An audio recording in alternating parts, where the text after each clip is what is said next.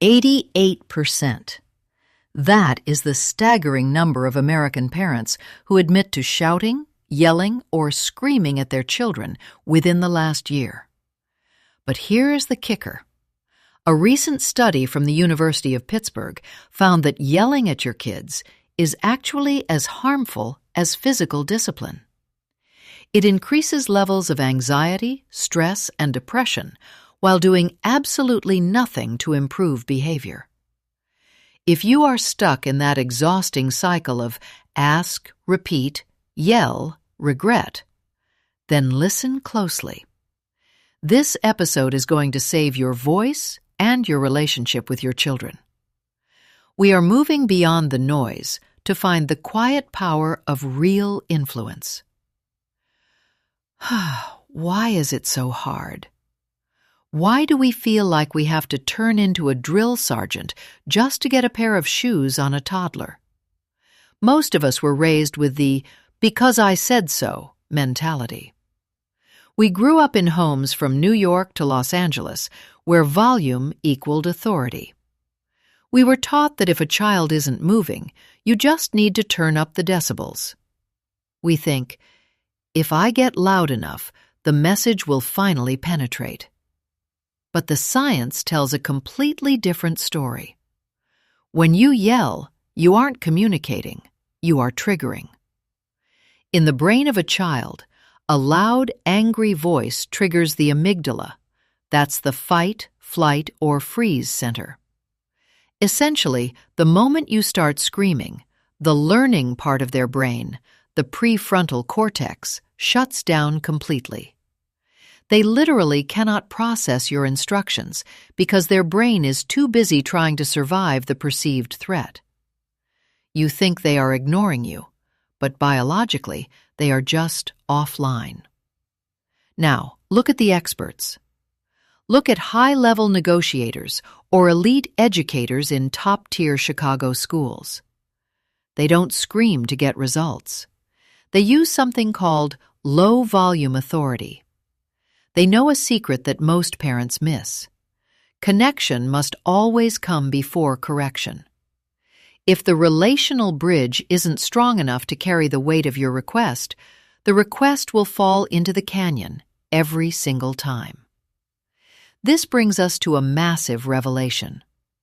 Research from the Gottman Institute and Harvard's Center on the Developing Child shows that children are hardwired for serve and return interaction. When you yell from the kitchen while they are in the living room, you are breaking that circuit. The gap is too wide. The secret isn't about the words you say. It's about the proximity and the nervous system regulation you bring to the moment. Let me tell you about Sarah. Sarah is a high-powered attorney in Manhattan, used to commanding a courtroom. But at home, her 4-year-old, Leo, treated her like background noise. Every morning was a battle of the lungs.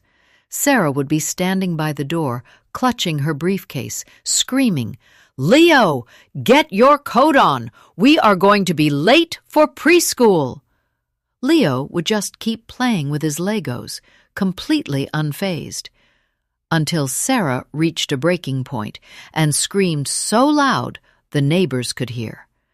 Then, and only then, Leo would cry, grab his coat, and they'd spend the car ride in a cloud of resentment. What changed? Sarah stopped broadcasting and started connecting. She realized that by yelling from a distance, she was just an annoying noise. She started a new protocol. She would walk into the room, get down on one knee so she was at eye level, put a gentle hand on Leo's shoulder, and wait for him to look at her. Only then, in a whisper-quiet voice, she would say, "Leo, it's time for the blue coat or the red coat." The result? He chose the red one and moved. No yelling, no tears. Total shift. To make this work for you, I've developed a framework called the C.A.L.M method. It stands for Connect, Affect, Listen, and Move. This isn't just a catchy acronym. It's a neurobiological roadmap to compliance. The C is for connect. This is the most vital step. You must close the physical gap. If you are more than 3 feet away, you are just a radio station they haven't tuned into. Walk to them. Touch their arm. Make eye contact. In the hustle of a busy morning in a suburb like Evanston or a flat in San Francisco, we forget that physical presence is the strongest form of communication. The A is for affect.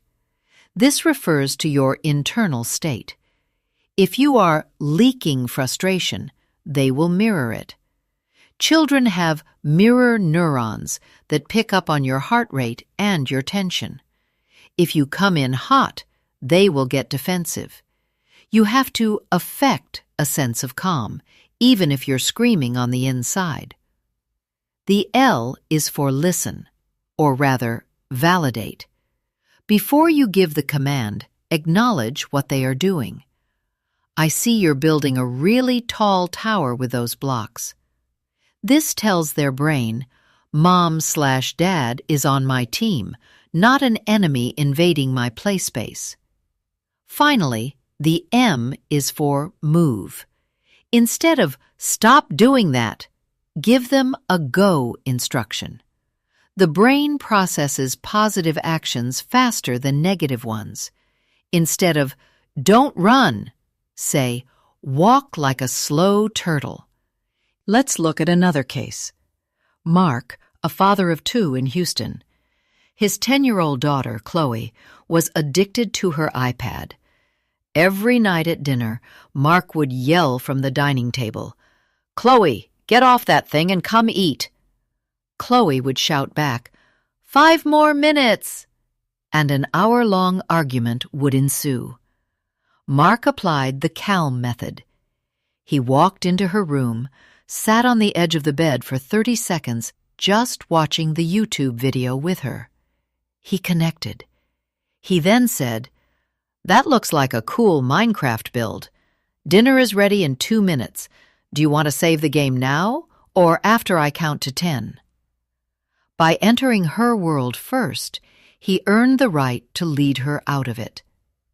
Now, you might be thinking, this sounds great, but my kid is different. My kid is stubborn. Here is the advanced layer, the whisper technique. When you feel that urge to yell, do the exact opposite. Lower your voice to a whisper. This forces the child to stop what they are doing and lean in to hear you. It breaks the power struggle because you cannot be aggressive while whispering. It's a physiological pattern interrupt. Let's talk about the roadmap for the next 30 days. You can't undo years of yelling in one afternoon. Week 1 is the observation phase. Your only goal is to notice the heat. Notice when your chest tightens and your voice starts to rise. Just notice it. Don't even try to stop it yet.